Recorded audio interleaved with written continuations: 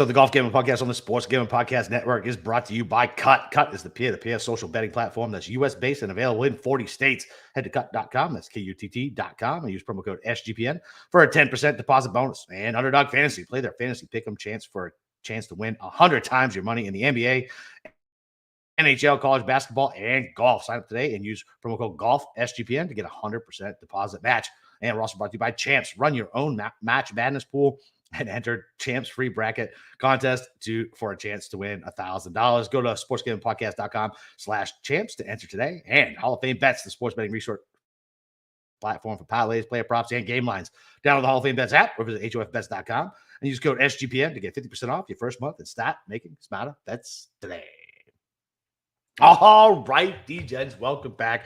It's your boy, Boston Capper. I'm back. Sorry about last week. I'm here with my boy, the god of golf himself, Steve Schirmer. Steve, it's Players Week, baby. It's a hometown event for me. We got 2 out of the 3 winners, right? Or 3 of the 4? Collectively? Yeah. I don't think we either. Well, the show didn't exist when Rory was around. No, fuck no.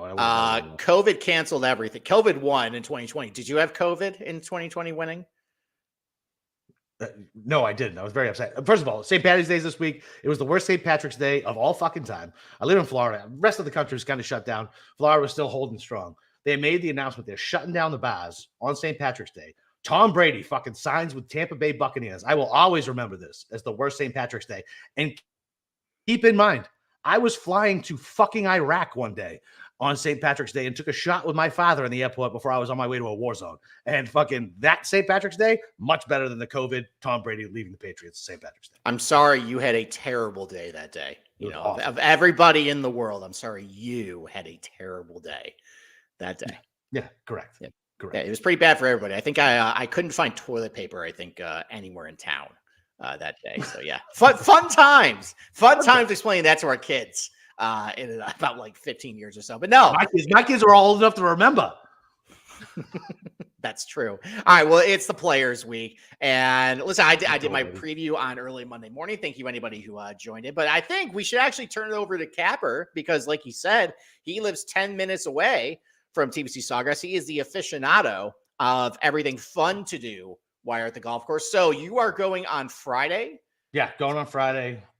Okay. At least, I mean, Joe, I know Joe Idoni is going to meet up with me.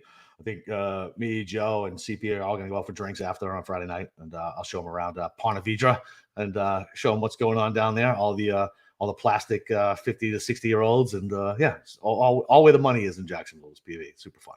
All right. Well, you're a seasoned veteran of going to the Players Championship. So yeah. I guess what is your typical schedule when you go there?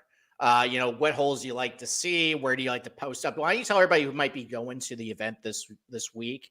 What's the way to do it to have the best Players Championship experience from your point of view? Get there, fucking rope drop, man. It is the best. Like you'll be able to find whatever group you want. I think last year I was probably 10 feet away from John Rahm and the Burns group, and there was me and 30, 40 other people. It's 7:28 in the morning. Nobody's down there. So get there in the morning. It's great. And so unfortunately, typically I have I'm usually at the waste management tent, right? So most people aren't going to be able to get in there, right? But that's the best spot on the course. If you can pay for the waste management tickets, most time it's vendors. Sometimes people put them up on things, but that's the best spot. You're on at the green at 16. You can see 17, so you get to see the par 5 coming up. But yeah, I mean, look, there's a good spot. I think it's on 12. Trucks on 12. A bunch of good local food trucks are there. Cousin's Lobster, fucking Taco Lou, all the normal stuff. Drivable par 4, always a fun spot. And you can run between the tee boxes there, which is nice. 18 is kind of a shitty spot just because everybody's always packed in. Yeah, everybody's always packed in. And then if you go to the tee box on 18, it's the transit area between 17 and 18, and it's a fucking nightmare. But yeah, just get there early, man. Pick your group and go. Yeah, I mean, that's what I usually do. I follow the group I want to follow, and then I'll post up.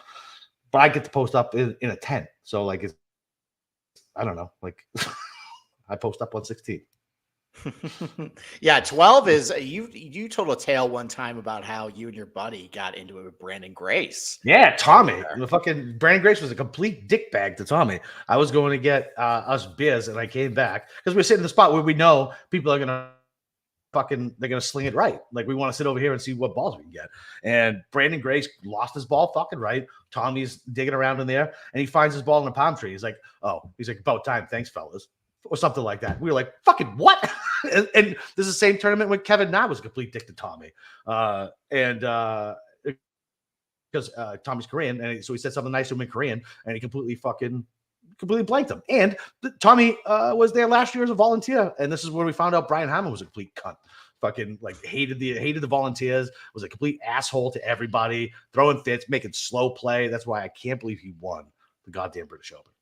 Well, I mean, so Kevin Na, when he was a jerk to Tommy there, that was when he, I think, made a 9 on hole 17 beautiful. And then withdrew because of a back injury. Yes. It was beautiful. Quote unquote. But hey, listen, Brandon Grace being a dick, Kevin Na being a dick, apparently only dicks go to live. So, that was just foreshadowing what was going to happen about a year and a half later, that Mr. Monahan skirted all the conversations today about live and the PF. Did you catch anything from Jay's little presser today? No, I didn't watch. You know why? Because he's just going to say nothing. Like, he's just my feelings on Jay. He's a fucking asshole. And he's just a prototypical fail up asshole. He doesn't want to talk about anything. Oh, I can't speak about that. We're in negotiations. I don't know. It's just so frustrating as a fan that they do nothing right. They're doing nothing right. They're letting the sport splinter. They're completely capitulating to the fucking players. And they don't care about the fans at all.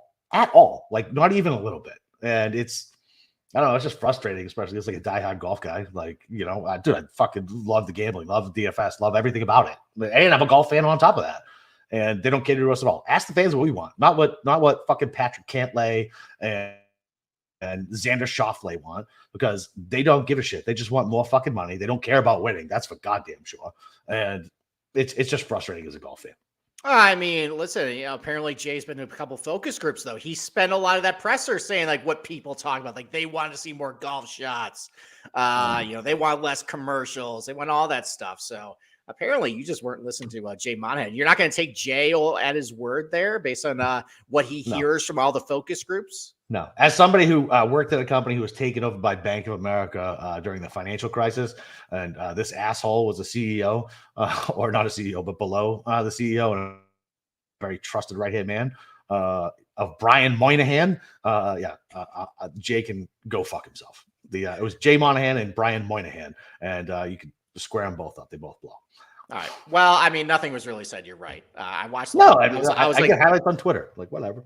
Yeah, I was like, this is going to be must-see TV. I thought the journalists were going to really grill him. I did like that the first question was, what would you change over the last couple of years? And he just paused for like 20 seconds and got this real befuddled look on his face. You knew he was going to get asked something like that, but to still see him kind of unprepared for a canned answer for that question, that was kind of amusing. But yeah, otherwise, there was really nothing that was said. TBD on where this all stands. But why don't we shift over to gambling for this point? So I did my preview on Monday morning, talk about the golf course, talk about how I feel like the additional rough is going to change the dynamic a little bit of this tournament. But let's ask you though. So obviously you know this course probably better than anyone on the PGA Tour, other than ones that just Jon Rahm wins. Those like the back of your hand. But so I guess with the players, I mean, you've obviously hit a bunch of outrights here. Yeah. What's your secret sauce? What do you typically like to go for when you bet the players? Dude, I mean, you know me. It's all about gut, and it's always about recent form of guys who I can picture winning here, right? Because this is a very tough mental test, right? It's like this. I've played this course a bunch, right? So it's mentally grueling. Like, it just is. Like, there's problems everywhere, and it's very frustrating. Like, I can't imagine playing for fucking money and getting a bad bounce off a stupid mound and having a terrible lie in the goddamn in the pine straw. Like, I can't imagine how frustrating I would fucking be. So I think you got to have mentally tough dudes. I really do. Mentally tough dudes who are in good form and won't let shit bother him. I mean, look at the guys who've won. So Scotty won last year. That's a guy who's a robot, doesn't let shit bother him. Cam Smith doesn't let shit bother him. JT, I mean, whatever. Rory, I guess. Rory's a while ago, though. When did win. He won 2019. It was the first time they went to March, which is really March. the only. Yeah, that's right. Yeah. Okay. Which is the period you actually need to focus on, because before that it was Bermuda. It was in May. So hot. It was so hot. I was so happy it moved to March as somebody who goes. It was fucking too hot in May. Too hot. Well, one thing people talk about with this tournament is, there's this big, giant Wyndham Championship connection because, Webb Simpson won here, Siwoo Kim won here. The problem, though, is that was all when it was full of Bermuda. And the golf course does change a little bit when it is the Rye overseed. And, the last couple winners have been Rory McIlroy, Justin Thomas, Cam Smith, who was one of the best players in the world at that point, Scotty Scheffler. None of these guys are really a surprise coming in. So that's for at least my outright card. I tried to think about the guys who basically have been kind of the best so far this year. And yeah, I mean, listen, that's hard to do. There's a lot of really, a lot of mediocrity with some of the cards. So I kind of had to, with a couple of these guys who kind of fell in the odds board a little bit, I just got kind of tempted to bet them. I said, okay, have I seen flashes of like really good golf and upside? Do I think you're close? And do you fit this golf course? Have I seen success here? So I went a little bit with that. Obviously, I feel like, it's hard to predict guys who are going to hit the fairway, in tournament, because not only is it just a difficult metric to predict, but it's a lesson driver golf course. But that's going to be really important. I feel like it's going to be just the same thing as last year, where this Ryegrass rough, if it knocked down the green and regulation rate that much year over year, the rough looks pretty thick. I saw a couple pictures of one. The rough looks pretty gnarly. And I also am expecting that, I think the fair, kind of like last week with API, where the fairways were a little softer and a little more receptive, so the ball can stay in the fairway, but they have sub air at TPC Sawgrass. And that's only on the greens, though, right? Well, yeah, it's only on the greens, but it was sunny today and it was wind. And that's the only way to dry out a golf course, though, or golf course with sub air, though. I know, but it has been so fucking wet. I know down here, man. Like it's been like, it's crazy wet. Like, this has been the most rain that I can remember. Like in this window, it's fucking nuts. Like, dude, my yard's like a swamp. It's fucking ridiculous. Like, it's a pain in the dick for me to cut the grass. Obviously, I know it's different, but yeah, I don't know, man. It's really wet. So I wonder how it's gonna fucking play. Well, I told you how it's gonna play. It's gonna be soft in the fairways, and the greens are gonna firm up because of the sub air, and they got sun and wind, and there's not gonna be any rain until at least I think Sunday. I'm telling you, man, it's gonna be okay. The sub air can work magic. If you get a little bit of sun and wind, which they got today, it's going to work magic. It'll be okay. Okay. All right. Fine. Okay. All right. Well, why don't we take our first break, and then let's talk about how Scotty Scheffler is going to take all our money again this week. I'm so scared of that, dude. So listen. You know what? This is a safe space. You come in the psychiatrist couch. We'll get you all comfy. You tell you where Scotty hurt you, and yeah, we'll make you feel a lot better, buddy. I legit might do a 2-man card this week. I haven't made up my mind yet. All right. So listen, Merch Madness.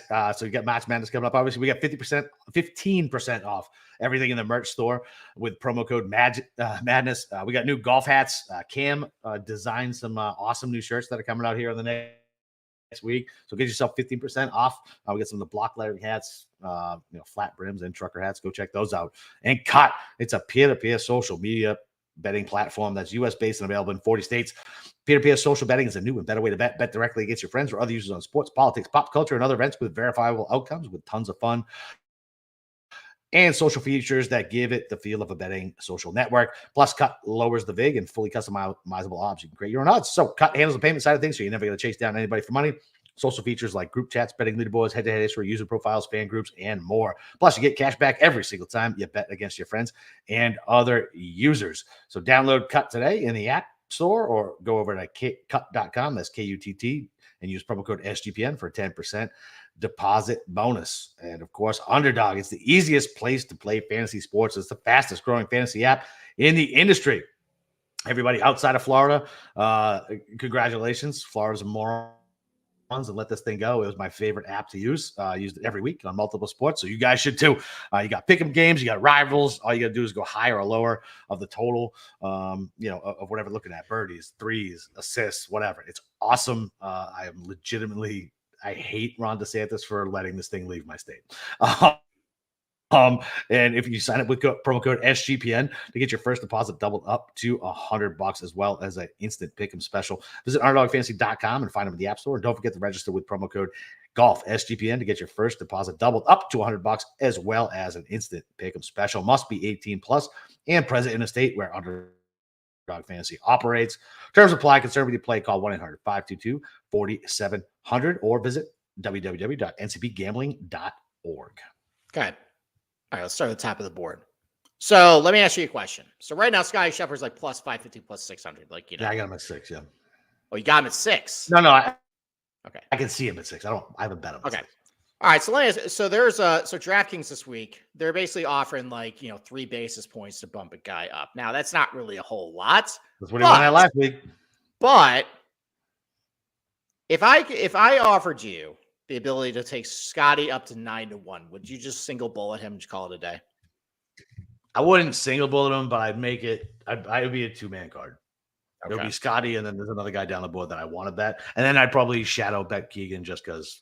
Fuck it, I can't not bet Keegan. Of course, because you just always bet Keegan, no matter what. So, yeah. It could be art, heritage. It could be. It doesn't matter. You know me, and you know how I would be if I missed a Keegan outright. It's worth fucking $20 to me to fucking throw it on Keegan to be able to be happy that he won. That's true. Yeah, anytime I bet Keegan, you automatically bet Keegan if he's not on your card. I know. Yeah, facts. Yeah, it's in the contract. I mean, so one encouraging thing, I mean, this is just very brief video, is I did see him kind of frustrated on the greens when they flashed to him. I'm live at the Players. Yep. He had that same look like a ball slid by the hole, and he just kind of looked back at his coach. He's like, "What the hell was that?" I know I'm reaching here. The fact that Scotty may have found a putter is terrifying. But if he burns me, he burns me, and he wins in bunches.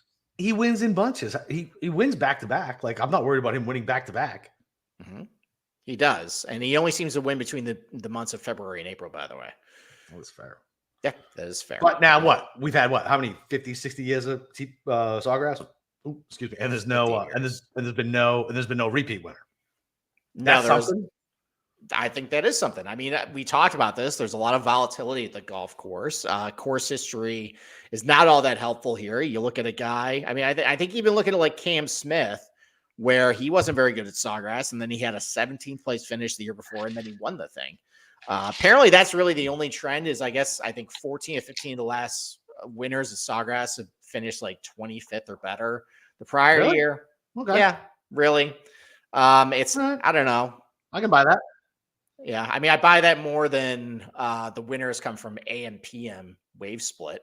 14 last 16 years. I mean, that seems like just black has been hitting on the roulette. Wait, but which side is it? Just for my own curiosity, please. What do you mean, which side of it? Which side has been 14?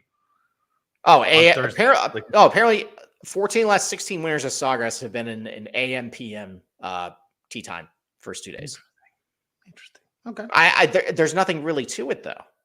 I mean, there's a lot of variables with it. It could be weather related. It could be just the fact that better players are just randomly assigned at different tee times. It spans different months it's been in. It's been different agronomy. I really don't think there's anything to it, especially because it seems like AM PM is going to get the bad weather wave, or at least the worst weather wave. I don't know if it's bad. It's not like 2022 we're talking, but it seems like it's a little worse than what PM AM is going to get. So, okay. Well, regardless, though, okay. So, all right. So, are you gonna bet Scotty or no? I don't know, man. Like, I'm legit terrified. But look, I was fucking wrong last week. I was wrong about the guy, right? But I wasn't on the show, but we were texting, and I was just afraid that I thought Rory was gonna come steal all the money, right? Like, it was just due for a big dog to come fucking crush the field. And that's what Scotty did, man. I mean, it wasn't even close. It's boring ass golf with Scotty, and when he's in the zone, he's a robot, and if this fucking spider putter is working for him, dude, that's a problem for the rest of the field because he's so boring. He doesn't.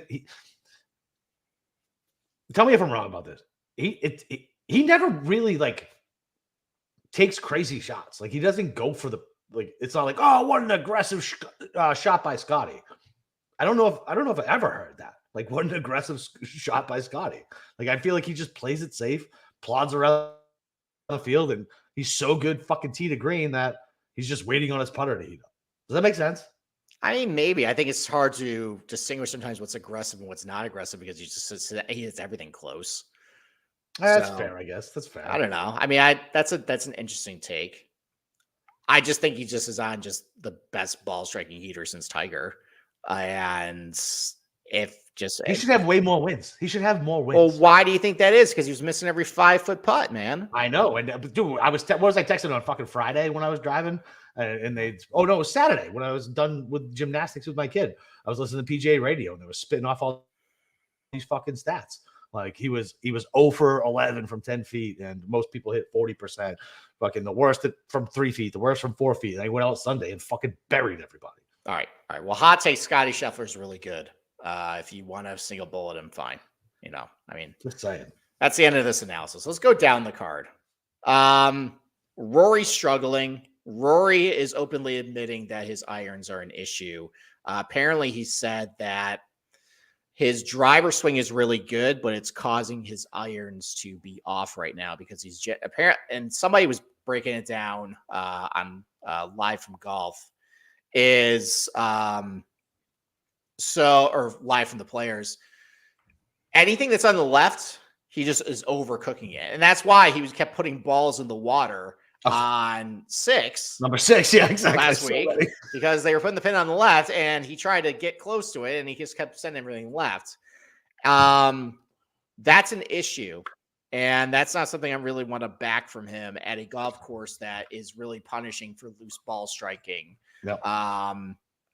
And I can just see, like, in my head, like, okay, the pin is tucked on the left on 18, and he just puts it right in the drink next to the water. Yeah. So, I agree. All right. So let's move to like the 20 range. You got some uninspiring players. You got Xander, Hovland, Cantlay. Let's just label it to those three. If you could only pick one of Xander, Hovland, Cantlay to back this week, who would you back? Cyanide. Cyanide. Good answer. I'd pop my fake tooth out and bite the pill like the spies used to do. No, okay. What if I had a cyanide capsule next to one of your family members? And you gotta pick one. I guess fucking Xander. So Xander would be my pick too, but I don't feel great about it. No, I'm not betting that guy. No. So he does fit. You're not on Twitter, so it was apparently some reporter fucking told he had like some made cut streak, right? Like 41 or 42 or something like that, and he was like, I don't play to make cuts. I play to win. I'm like, oh, yeah? Do you, buddy? Are you sure you fucking play to win? Pretty sure I've watched you for a long period of time and you don't play to win. I mean, he plays to win at events where guys are given strokes, and he doesn't win, but he technically wins because he was the lowest score. Doesn't actually win the tournament. But, excuse me. I mean, that just, the comment that we just had there, it was a T5 or better in the calendar year, T25 last year. I mean, Xander fits both of those. He's also an AM PM tee time. He has no balls. I am done betting golfers with no balls. He has no balls. Okay. None. He showed it one time. And he didn't even finish it up on the Ryder Cup. Didn't even finish it up.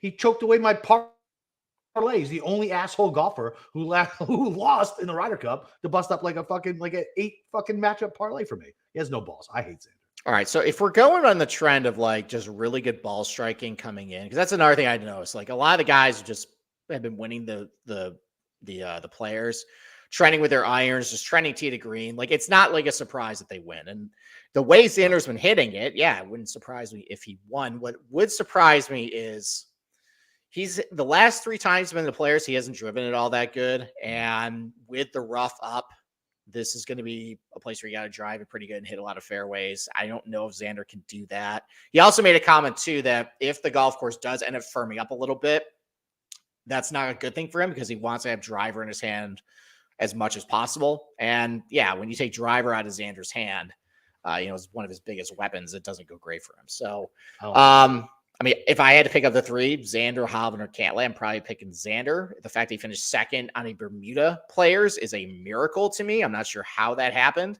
but he hasn't been all that great since. Cantlay, I'm out. Yeah, I'm out on this guy.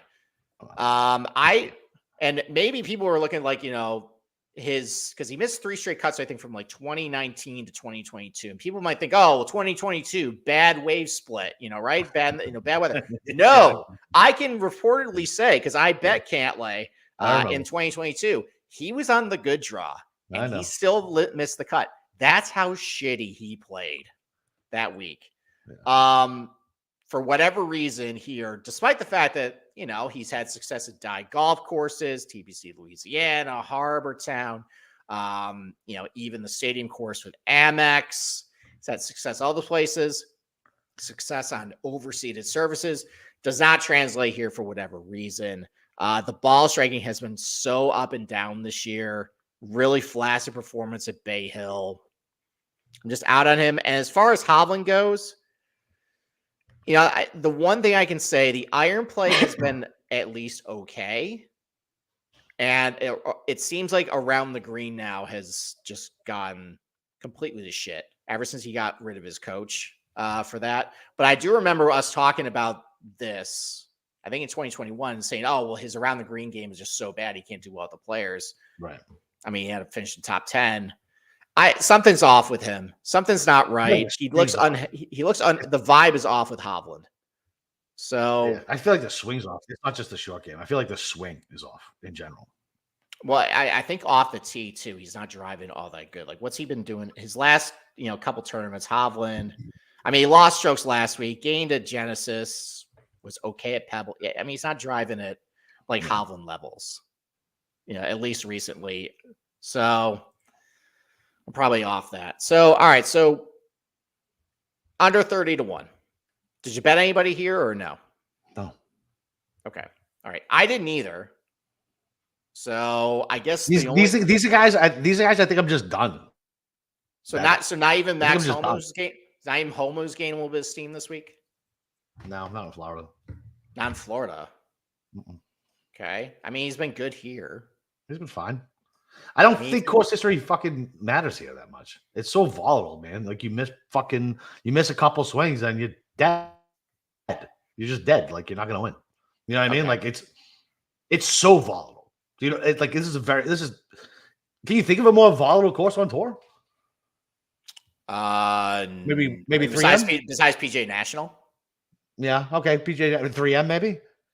Yeah, 3M possibly. Because there's just a lot of water. Yeah. So what? Yeah, like top 3, like volatile course. Like I listen. Course history means a little bit, but there's never been a repeat winner here. You can see guys go from first to cut, back to back. Like I just feel like it's. I don't think course history is very sticky. Okay. All right. I'm off of Homa this week. I know he's gotten a lot of steam. I think on a lot of books, he's risen up the odds board from like mid-30s to mid-20s. The ball striking just hasn't been all that good this year. And I think that's going to catch up with him this week. It's been a lot of putting, a lot of around the green game that's been bolstering him. And I think the way he's hitting the ball, I don't think it's going to cut it this week at Sawgrass. So I think a lot of people are banking, he finished 6th last week and he's pretty good at this place. I think he might bust this week in a big way. So he hasn't been driving it all that good either. I think that's going to be a big problem too. So, I mean, of everybody under 20-1, I mean, the only one I would really consider would be JT, but I'm not betting him outright. I think a positional's fine on him. If you bet him top 10, top 20 or so, there's some decent prices there. But like, it seems like he can get to 4th gear, which is fine, acceptable. He's playing good golf, but like he tries to go to 5th gear to like really step on it, and it doesn't seem like it's there. Something's still off with that. So literally the only person under 30, I'm looking at Scotty. That's it. Scotty. Okay. Everybody else is a fucking loser. I mean, there are a lot of losers under 30-1 here. They're all fucking losers. And the books keep pricing them like they win. They don't win. I mean, some of the guys I bet like 30-1 plus. I mean, one guy you're just going to roll your eyes as a loser. This is just kind of, I'll explain why I bet him. But the guys under 31, I really didn't have a lot of appetite betting this week. I thought about Xander just because he fit the ball striking trend. I thought about JT, but other than that, though, I think I'm good. I thought about JT, and then I thought about how much I hate JT, and I would rather root for him to lose than to win money at 20-1 or 25-1. All right. We just went through an entire tier without actually giving a bet. So why don't we take another break? And then why don't we actually start giving picks to Listen, if somebody wants to single bullet Scotty and go down the board, somebody 40 to 50 to 1, and then sprinkle a couple 100 to 1s because who knows, it's so volatile. I 100% sign off on that. Okay. All right. Why don't we go our second ad break and then we'll get to it. All right, well, listen, Champs is hosting a free Match Madness bracket contest for a chance to win $1,000. Plus, if you host your own Match Madness pool on Champs, you'll get an extra free entry into the bracket contest. Tiebreakers are determined by who enters first, so make sure you register now so you don't miss it. Head over to sportsgamingpodcast.com/champs. That's sportsgamingpodcast.com/champs. And Hall of Fame Bets, win bigger by betting smarter. This NBA season with Hall of Fame Bets, the sports betting analytics platform for parlays, player props, and game line. Research every NBA and soccer bet with historical stats and data. Enter any parlay idea into the Hall of Fame Bets revolutionary optimizer tool to get hits broken down by a leg as well as an expected probability for the entire parlay. Sort all players by hit rate to learn which players are hot and which ones got value. So stop betting in the dark and join over 30,000 researchers or users researching with Hall of Fame Bets to craft more intelligent data-driven parlays. Download the Hall of Fame Bets apps or visit hofbets.com and use promo code SGPN to get 50% off your first month. Start researching, start winning with Hall of Fame Bets. Okay. All right. Over 30 to 1. Okay. So if you bet anybody in this range, like from like 30 to 60. Or I bet Burns. All right. You bet Burns. Okay. All right. We can start with Burns. I also bet Burns. Nice. Okay. Oh my God. All right. Why'd you bet Burns? So this is what I got to ask you. So I heard somebody else talking about, is Poet Trivialis greens this week? Yep, it's the overseeded Poet Trivialis greens, which he has been awesome on. A monster. Yes. And what makes me afraid of Burns is the same reason why I'm sure you have way more recent scar tissue than I do of a water ball on 17 less than 5 weeks. Oh, I have a lot of Burns scar tissue. I had him last week at API, and that didn't go well on Sunday either. Yeah. So I don't have as much scar tissue with him, and he can definitely get hot. And listen, I think I told you, I followed around. I think I was talking to his mother one day because a couple of years ago, I was the only one, I think it was me and Tommy were following his group. It was him and Paul Casey and some other bum. And I just think he can do it, man. I think Burns can do it. Dude, these guys who we just talked about have won way less than fucking Sam Burns has on the tour, and he likes Florida golf. He's from Mississippi, Louisiana. He's from some hellhole southern state, and like it's yeah. I just think Burns. I think the number's wrong, man. Fucking like I got it at 45. I still see it at 40. Like that number's wrong. Like it's just wrong. Same reason I bet Wyndham last week at fucking 60. Like the number was wrong. I got my shit pushed in by Scotty, but the number was wrong, and I'd bet it all day again. Okay. All right. This is one of the two guys on my card that I'm kind of just betting based on, because I've watched a lot of them, and they've been playing better than the results have shown. Just a knucklehead round here or there. Problem Burns has been a close. Place like this, it can literally eject you. Well, that's the thing. I mean, he's already shown that he can inject himself because he was 36-hole leader in 2022. I think he was one off the lead in the third round, and then he just completely imploded on Sunday. Yep. I know. He also got off to a good start last year and then imploded. Yep. He imploded at Amex. He imploded at API. So yeah, basically, I'm just betting a 45 to 1 guy who's going to give you a dick tease and then just implode. Hey, listen, man. It's like going to a titty bar, man. You know you ain't going home with her, but you're gonna get a little aroused. But so look at his first 3 rounds. Sam Burns was awesome, tee to green. He was saying everything was good, and then I actually saw. So I went to a movie on Sunday, and I walked out and just like, whoa, what the fuck happened to Sam Burns? Maybe it's my fault. Maybe I shouldn't have seen that movie. No, that's the worst. I've done that on a Sunday. Gone in and like you try to check your phone, and like you went with your wife and daughters, I'm sure. And you get the side eye when they see that fucking glow because they know you're just checking that fucking leaderboard. So I'm willing to give Sam Burns a pass because he played pretty well in API. Obviously he probably should have won Amex. He played really good at Sawgrass at Scottsdale. Yep. And 45 to 1 for a guy that I've seen have success here and not be able to close. For that number, I'm willing to add that to my card. Yeah. So okay, sweet. All right, who's the other guy you bet? All right. Well, all right. So let's just start with like the Best odds. This is actually the last guy I bet because again, I was just like, I was trying to be like, okay, I kind of want somebody towards the top here. I just didn't like anybody. You're gonna roll my eyes, and I'm just gonna say, like, I bet this guy out of apprehension. There's warts. I called him a quiet quitter last week based on what happened at Bay Hill. Okay. Morikawa 30-1. So stupid. I know. Let me make the case. Go ahead. I think he's close. He's got enough to good starts in tournaments, and then just stupid shit happens. Now, one thing I'm concerned about, the fact he's not driving it all that good. The fact that he switched drivers at the beginning of the year, and he's using actually an amateur driver. He's using like the QI10 Max, not the low spinning one, and he hasn't been quite as good. But he played well the first round of the API. I mean, he was gonna have no shot over the weekend at API anyways with how windy it was. He was first round. He was close to first round leader last year. Got to a good start. Had 3 of 4 good rounds. And then what? No.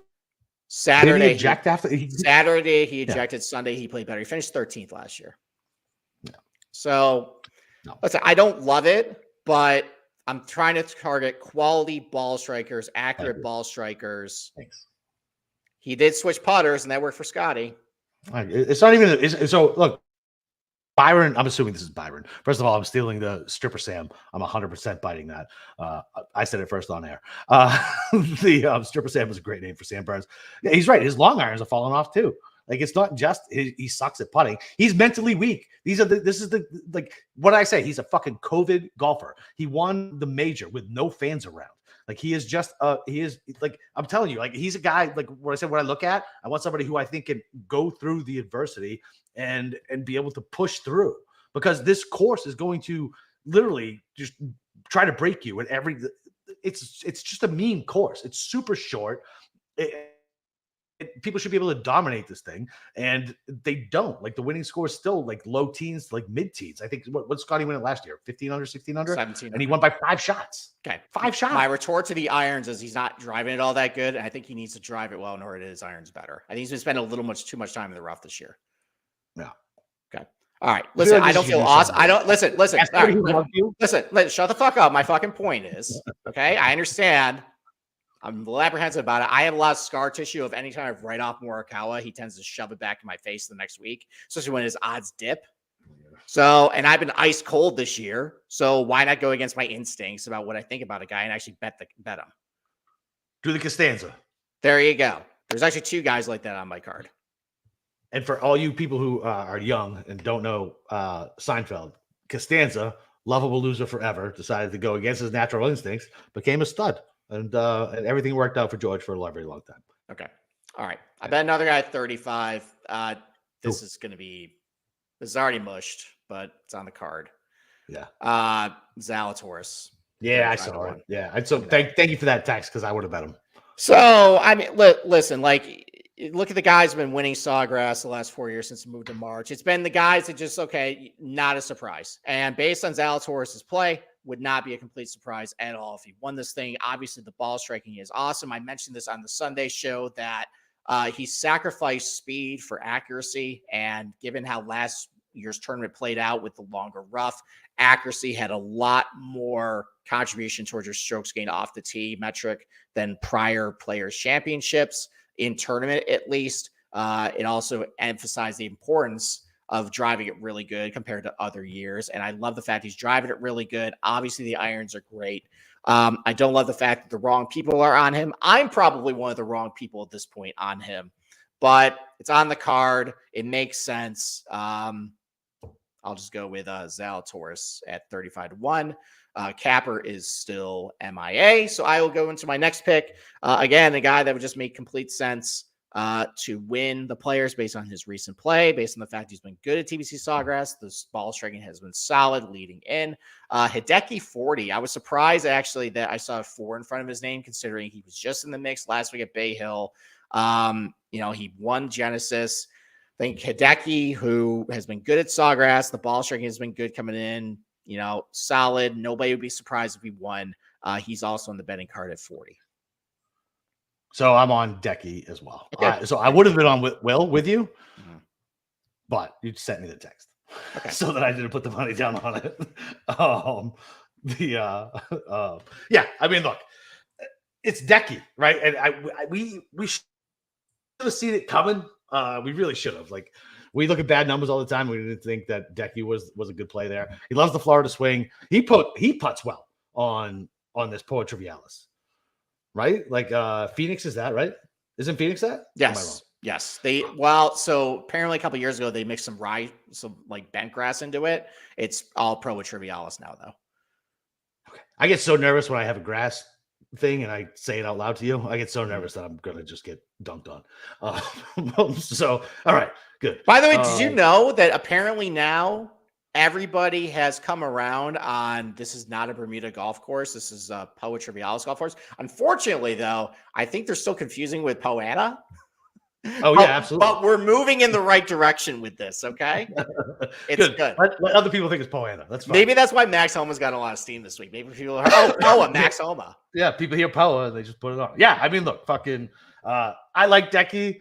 I mean, he stole our money at the Masters, and I was very happy. Like usually when I lose golf bets, I'm pretty fucking pissed off. But when Decky won the Masters, whenever Decky wins, he always has a soft place in my heart for running down your loser, Russell Henley, and the most beautiful shot I think I've ever seen in my entire goddamn life. That fucking 3-wood, he stuck to fucking what? 6 inches. Be still my hat. I still dream about that goddamn shot. It was beautiful. Because you had the fucking outright and you mushed Henley all goddamn weekend. All weekend, baby. All weekend. Yeah, I don't think you hit another outright. I don't think you hit another outright the rest of the year, by the way. So yeah. There you go. You made a deal with the devil at that point. All right, let's move it out. Let's talk about some other guys in this range. Shane Lowry at all? I think he's a popular pick this week. Why?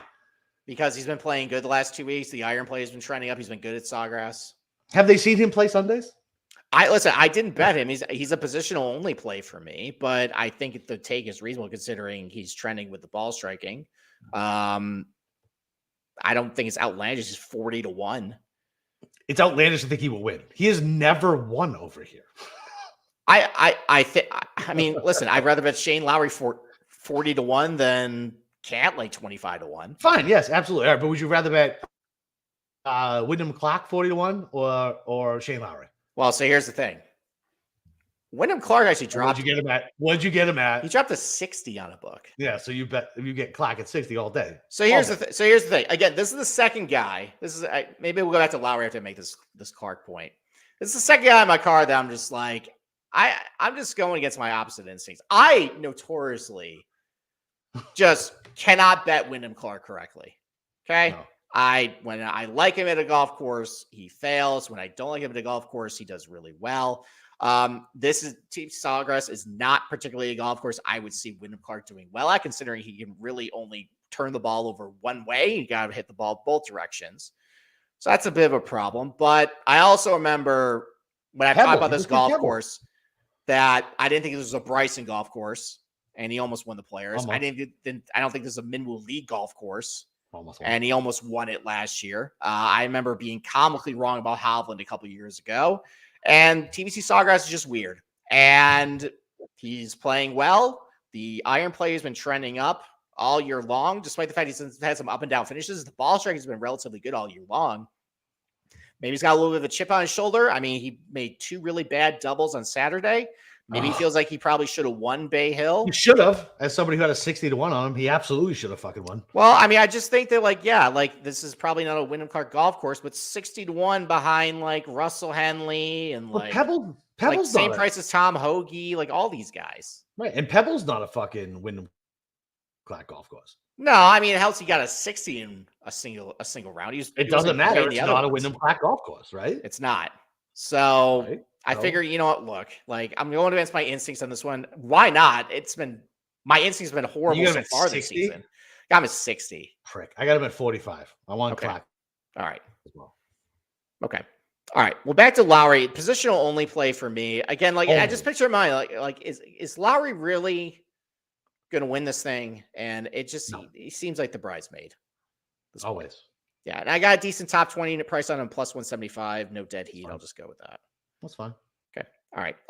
Let's see. How about we move to some darlings who have moved up to the 51 range? Henley, getting a lot of steam. Loser. Loser. You know, what's funny to me is with Henley is that, I mean, his last 2 tournaments, he hasn't been hitting the ball that good in the Florida swing. He lost a lot of strokes with the approach at Cognizant, only gained a little bit of API, and people are just jumping on Henley, despite the fact that the iron's been a little shaky recently. That's something to note. He's a never bet for me. So yeah, I mean, he's not even positional on it for me. I think he's pretty chalk this week. I don't mind. I think. Where did I look at? I mean, I haven't been a match. I saw a book where him and JT had the same top 20 price. Ew. I know. That's. I mean, maybe they're trying to tell me something, but it seems a little crazy. How about your boy Siwoo? Hitting the ball great. No. Can't putt. I've been off Siwoo for like a year, man. I got on the methadone. Like, I'm good. No more Siwoo. Not even positional. No, because he doesn't even do anything positionally well. Like he's just like he's not even a good golfer right now. Didn't he finish like top 20 last week? Maybe. What was that? The first fucking week? For how long? Let's take a look. No, he played well in Scottsdale. All right, so T30 last week, T12 in Scottsdale, T14 Pebble Beach, T25 Amex. I'm fine. I'm good. He putt well at Phoenix with the same greens. His wife is the better golfer. His wife's the better golfer. Okay. All right. I'm interested in the positional market on Seawood. I'll probably end up adding something with that. What's his top 20 price? But see, you have 30s and 40s. Like, I don't have that. Probably not top 20. It's probably gonna be like 30 and 40. All right. All right. How about so Cam's Byron agrees with you. Henley's returned the second most money in the top 20 market over the last 12 months. Okay. I got Henley over M because I think M's an idiot. So I feel like his course management in a place like this is disastrous. So I love fucking Henley. And it was basically even money, minus 110. Okay. Sungjae actually played all right last week. I don't care. He's Sungjae. You don't care. Mm-mm. Okay. All right. Cam Young's hitting the ball pretty good. Stop it. He is. Pretty good all year long. This is a weird golf course sometimes. Okay. I didn't bet him outright. Okay. But I'm just noting he's been pretty good tee to green. He didn't putt well last week, but he putted really well at Phoenix. He's been putting okay this year. Okay. He's putted better this year. I'll give you that. Play good at Cognizant. Okay. No? Dieter, if Henley wins, you certainly can come on and do a cameo and gloat because Henley is not winning. Yeah, we'll have to run that by the producer. So, let's see. How about anybody else in strain? Minwoo Lee. He's hitting the ball all right lately. No. Second place last year. Yeah, listen. I was so frustrated. Was it 2 weeks ago when I was texting? I was like, his irons look like ass, and then he comes to Florida. All of a sudden, he's fucking competing. And once again, I don't think course history means a whole lot here. Okay. So I'm not gonna put a whole lot of weight into it, and I don't think the numbers right for Minwoo in this field either. Okay. All right. Let's move down in range. So let's talk about another guy I bet who's been steamed up a lot. Okay. I got him at 81. I talked about this on the previous show. How about Brian Harman 80-1 that I got him for? I mean, he's like 65-1 now, but listen, Bay Hill is now. Dude, I've seen him as low as fucking 40. All right. Well, then he got steamed up a lot more than that. I probably would rather bet Burns and Hideki at 40-1 than Harman. But at the price I got him at, listen, I would not expect Bay Hill to be a Brian Harman golf course. And Saturday he imploded, but he actually played pretty well on Sunday. Hit the ball great all week. Has been good here. Some good finishes. Major winner, which you love to just, I'm incredulous sometimes about it, but it happened. I need to acknowledge it. And the worst British Open ever. I don't know about worst British Open ever. I can probably come up with a stinkier one. But anyways, listen, ride the hot hand with Harman. Hit the ball great last week. Decent here. I didn't think that was horrible. How about the fact that Tony Finau dipped to 70-1? That was kind of shocking. Because he sucks. Hitting the ball great this year. Can't putt a lick. Yeah, how's the button? Putting's not good, but Putting's not but if it plays out like last year, putting is not quite as important as now you got to be middle of the pack. You could even be towards the end of the pack. Other than Cam Smith, I think he's the only one who like crushed putting, right? At least since 2019, because I don't give a shit what happens before 2019. All right, Finau's not on my card, but the fact that it was 70, he fell to 70-1. He's been hitting it pretty good. Yeah, I mean I don't think he's going to win. If you want to do positional on him, he's never been good here though. But again, you think course history doesn't matter. He's had a couple weeks off though. It's a little concerning. Yeah, all right. I hate that. How about Uber Chalk Tom Hoagie? You bite on him for the win? No, because here's the deal, right? So you remember fucking one, I don't trust a guy who makes that much money and doesn't fix his teeth.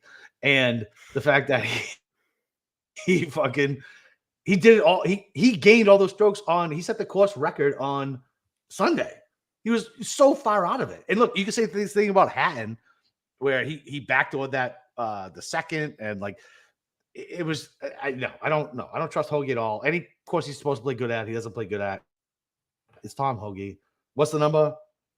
It's like 80? I mean, he's down to like 55, 60-1 now. Fuck no, absolutely not. Well, so that actually reminds me. So one thing you need to keep in mind last year when looking at how this tournament turned out is remember early on Sunday, there wasn't a whole lot of wind. And then right around like the 8th or 9th hole for the leaders, the wind kicked up. Kicked up, baby. So like guys like I had Hatton. I was hoping. Yeah. I was hoping and praying. So Hatton started the day T26.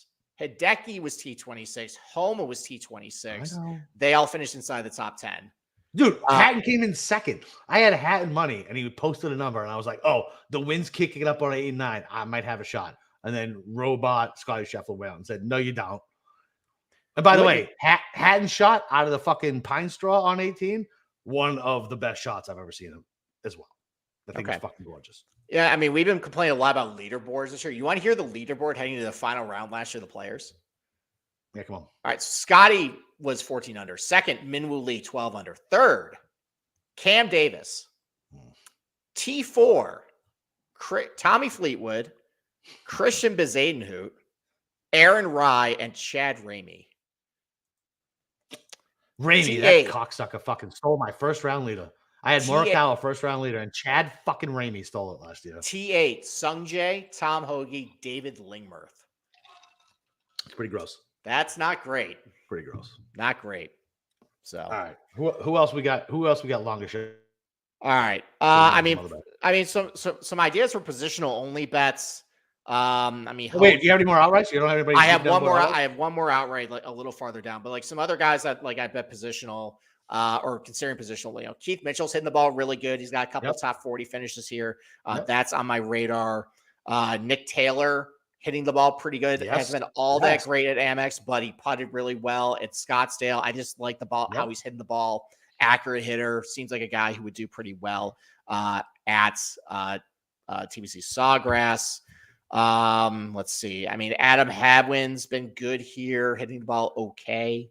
That could be an idea. You know, Alex Noren come off a good finish at Cognizant. He's okay here.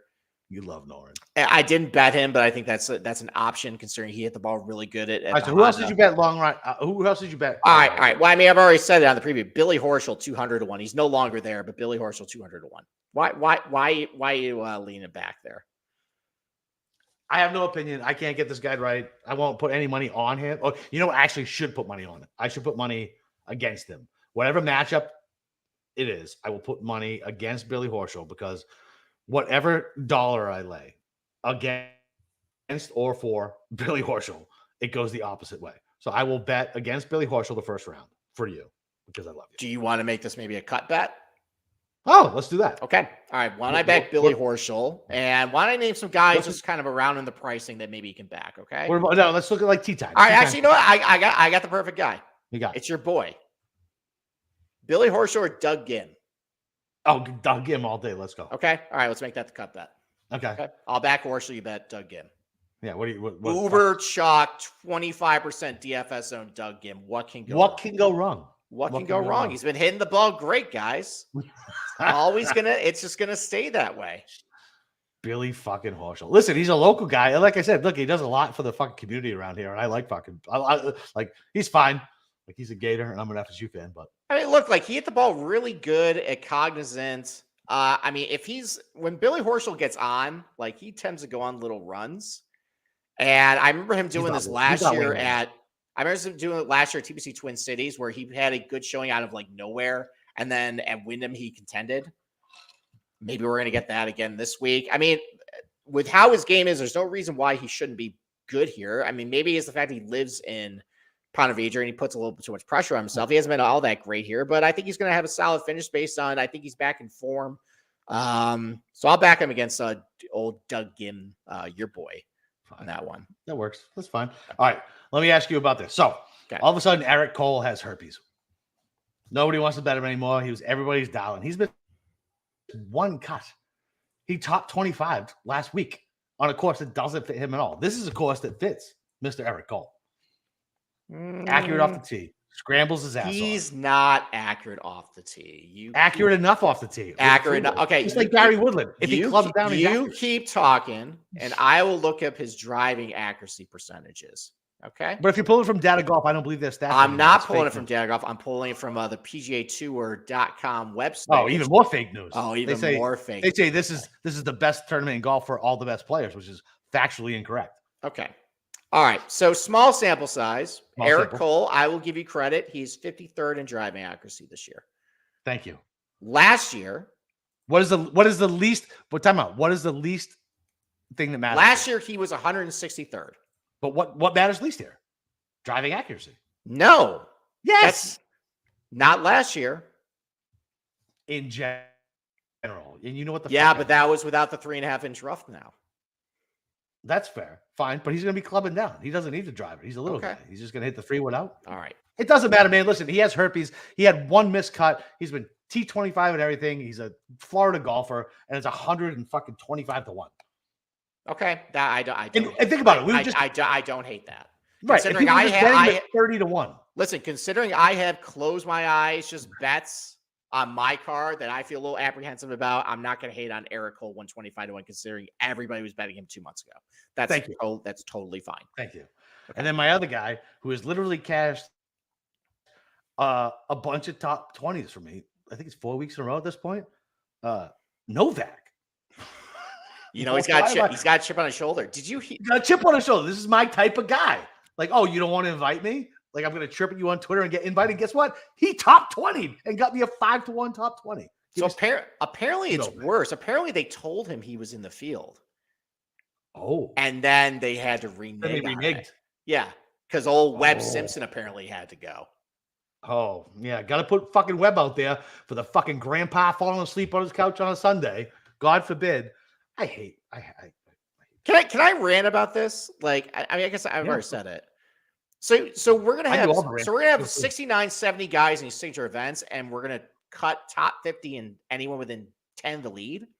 So what's the whole point of cutting like 15 guys? None. Like what is this doing? Why just make it no cut? Like, stop thinking like we're really stupid and idiots over here. Oh, there's a cut. Oh, okay. Yeah. 90% of the field makes it through. All right, I'm done. That was it? No, that was my little spiel on that. Okay. All right. Anybody else? Together? That doesn't count as a rant. All right. What other guys down here you might like? All right. What do you think about? So I did Cole, Novak. You know, any other long shots? I thought about Mitchell at 100, but I like your positional better. Yeah.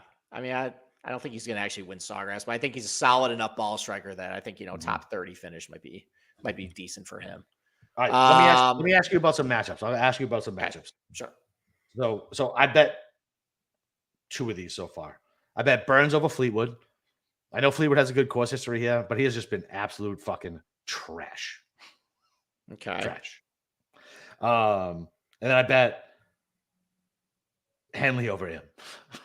I do. I just don't trust him. We named him Knucklehead for a fucking reason. And then the other 2 I'm thinking about is JT over Vic, just because I feel like there's something wrong with him. And then Pavon. We don't talk about this guy, Pavon. Who is this fucking guy, Pavon? Who is he? It was a bum that cost me a top 40 last week after I entered the movie theater, and he dropped out of it. I don't know, but Pavon over Hostler. Because I hate Bill Hostler. He's legitimately a chromosome short. Like, so I don't know how he even Hostler's playing good golf, but he sucks here. Yeah, he stinks, and he looks legitimately like he's missing a chromosome. Easy, I can't bet on that guy. Easy, buddy. There's a lot of guys I think probably missing a chromosome who actually probably don't look like it on the PGA Tour. There's a lot of really dumb guys. So many who think they're smart. Thank you. We're so cute. We are cute. All right. Let's see. I mean, another guy. Wait, you didn't give me a thought on those. Yes, no. Sure. I just read them. I'm terrible with matchups, so whatever I say goes the opposite. So I'm not going to say. Fine. Let me run you through some top 20s. You just say yay or nay, and if I push back, you tell me why I'm wrong. Okay. All right. So Aaron Rai, great course history here, playing pretty well. You can get a top 20 at him at 3.5 to 1. So plus 350. Considered it, but I just don't trust that guy. Fair enough. I don't trust him either. I wish it was actually windier, and then I'd be fine with it. Yeah. Fine. The Goober. Harris English? Harris English, yes. For those who don't know. He sucks He stinks here. He's terrible here. Stinks here. Like that seems like maybe just just avoid it. Like no one is putting a gun to your head saying you have to bet Harris English top 20 despite horrific course history. It's maybe a DFS play, like fine with that, but no one's putting a gun to your head. Fine. Okay. Fine. Keegan is fucking 4 to 1. Sure, fine. He came in. Do you remember last year? Fucking, he was on fire. Everything was hitting right. He was doing interviews with fucking the Big Mush, and the Big Mush mushed his ass, and he fucking missed the cut. I think maybe Sneaky comes in. He's not in great form right now, but it's still Keegan, and maybe he gets the Netflix bump. I haven't even watched the episode yet because Cameron told me not to, or I might have another heart attack. So I've avoided that one because I might. But apparently, it makes me happy. Feinberg put out this tweet like, who would you like to not see win ever again? And I immediately tweeted JT. And apparently with like JT in a runaway. Apparently he looks really bad in this Netflix thing, which would be great and would mean something, except Zach Johnson still brought that fucking sack of bones over there to fucking ruin a US Ryder Cup. So, fuck JT. Yeah, I mean, look, like all I'll say about that is the real decision was Sam Burns and Keegan, not JT and Keegan, but hey, it's Netflix. They're hamming it up. So Cam, you want to say something? Yeah. So the reason I texted you that, Chris, was there is a scene where it's Spieth, it's the whole gang, and they're eating dinner together, talking about the Ryder Cup. Like when I saw that, I was like, oh no. Like this is so sad for Keegan. And then just they show the call that Keegan gets from Zach Johnson. Like, oh, dude, I was hurting for Keegan's fan, and Keegan fans too. Like, it was crazy. Yeah, that's the biggest thing. And I remember that when they came out, they were like, they had all the cameras in people's faces, like they didn't know what the outcome was going to be. I was so glad we got fucking boat race there. Zach Johnson should never fucking touch an American flag again. Never fucking mind be a Ryder Cup captain. That fucking goddamn goof dick, like the goddamn worst. Like, I almost hope if we do the same fucking thing, I hope we get boat raced in America again until we fix this good old boy system. We bring over golfers who fucking suck, but they all hang out together and hang out with the same yachts. Like, fuck that. Like, oh God, it makes me so mad. Steve, it makes me so mad. I'm sorry to derail. That's fine. Listen, I mean, we were definitely anti-Zach Johnson before the Ryder Cup, and yet we still bet the flag, and we got our dicks kicked in, Who? Not I. No, I think you did bet the USA, and then you had a position on the Euros. No, I guess I had roll back the tape. Roll back the tape. Roll it back. You begrudgingly bet the US on the show. You did. I will fucking prove it to you that you bet the US on the show. Maybe, but then I think I texted you. You want to make that a cut bet? If we didn't have so many texts, I would do it. But I was like, I don't think I actually bet the fucking US. I think I just said no. I think I said I was going to hedge on the show, and then I never hedged. I think I texted you. I was like, oh, I'm not hedging. I don't care. Okay. All right. Well, per show history, show lore, you bet the It's U.S. fine. Listen, sometimes Fine. you get a There, cake. there you go. All right. I Hey, mean, so real quick, Steve. Aaron Rye has the 7:51 a.m. tea time in the Ooh, morning. love it. He's 75-1 first round leader. He's paired up against Alex Noren, who hits the ball. Like, he's been playing his last start of the Cognizant was good, but Aaron Rye is he just hits fairways. He's so accurate off the tee that I think he might get in less trouble than a lot of people in this rough. So I like that for my like lock of the week, I guess. And then my gross play while we're in the 300 range. Guess who's starting this? Guess who's playing this week? who? Carson Young. The real C Young. We're fading Cam Young. We're backing Carson Young. Feels gross because if he doesn't hit the green, he's in trouble. Like, he's not good. Let's be honest here. He's not good around the green. But what does he do well? He hits the ball well off the tee. He's going to find the fairways. He's good with his irons. Hopefully he can hit greens this week and then just get some saves, because I have seen him play super well from around the greens, not in Florida, but he's paired up with Justin Lauer, so I'm taking him over Justin Lauer. Okay. He's also 300-1. I can go back to Aaron Rye, first round leader play, because I got a couple stats for you. That's actually probably going to make Boston Capper dump his entire bank load. All right, do it. All right, so Aaron Rye has been within 2 of the lead after the first round. Let's go. 8 times over the last 2 years. That is tied for 5th most on the PGA Tour. And he's going off a number 10 in the AM, which has been since fucking 2019. The spot to be. The only time it hasn't gone off at 10 in the AM was when Keegan tied it going off in the afternoon. Now, maybe if you want to do like, okay, this Aaron Rye is in the top 10 after the first round. He has been inside the top 10 after round 1 11 times over the last 2 years. That is tied for 6th most on the PGA Tour. Let's go. So, yeah, he's always a first. Like, whenever you look at the first round leaderboard, you just the guys that you picture in your head when you're just sitting at, watching the golf on Thursday mornings, the guys that you see at the top of the leaderboard on Thursdays. He's definitely one of those guys. Love it. So yeah, love it. Okay. All right. Well, Cam, I mean, like, you should probably just be here. Like, who'd you bet outright this week? Yeah, you're just red hot. I mean, who cares about our picks? They only care about your picks. Yeah. So coming off two outright winners, and two of three, but okay. Two of three. I had Willie Z last week. He got 4th, so still cash my top 5. Yeah. By the way, thanks for pushing that on a fucking Saturday, you prick. Yeah, I just want to sweat. Yeah, thanks. That wasn't very good. That wasn't very good.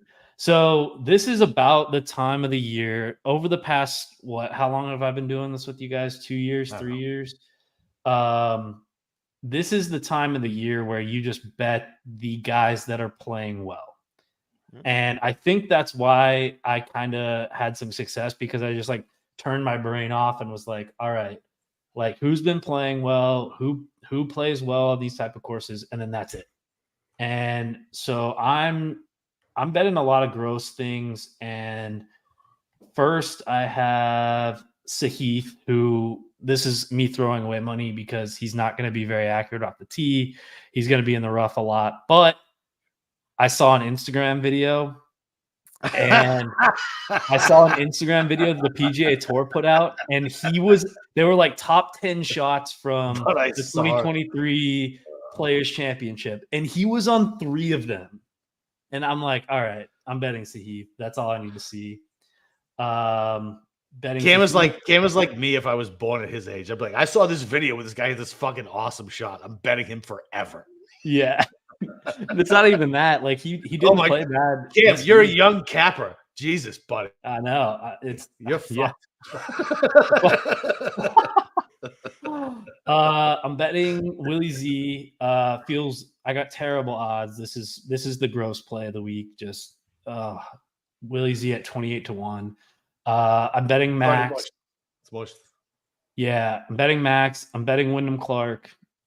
All right, fine. I already bet Eric Cole, Chris, because we Let's were betting him. go. We were betting him at 20 to 1. How can I not you. bet him at 110 to 1? Thank you. Exactly. And then so I know something's kind of wrong with Vic. But I bet him anyways. This sounds like the betting kind of a guy who's won 2 long shots in the last fucking 2 weeks. How many guys you stuffing on this card? It's my normal unit allocation. A unit and a half to win.